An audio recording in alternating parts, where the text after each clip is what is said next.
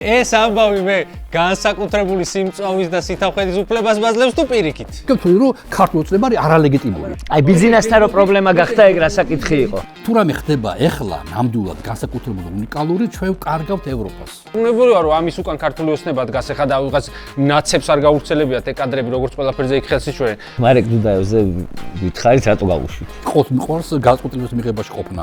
აი ეს უშუალოდ ბიზნესზე კონტაქტებოდით ამ თემაზე. და ბიზნეს პოზიცია იყო ახარია ჩემთვის მინიმუმ, აი ხა მინიმუმ მისი დეპუტატების შესულები არიან ხელფასების ასაღებად პარლამენტში. აბა რა საკეთებია? ამის კატეგორიული სასტიკი წინააღმდეგი იყო უსაფრთხოების სამსახურები.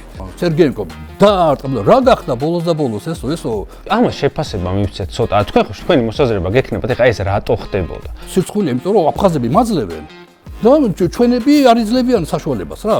ხსუსი. თქვენ ხო არ უბერავთ ბიჭო, არ ვიცი რა ფორმით. თქვენი დედაცო თქვენს რა დავიღალეთ თქვენ არც ეგ ხო ფუჭი, აი წყლის ნაყვა. ერთადერთი სადაც შეიძლება ჩვენ კონფლიქტები მოვაგვაროთ ეს არის ევროკავშირი და წერტილი. არის საყოველთაო სამოქალაქო დაუმორჩილებლობის დრო. შვენიერი. და უნდა მეც მზად ვარ მაგალითად წავიდე ციხეში. ანუ ჩვენ ბიზნესამ დაგვიყენა რაღაც პირობები.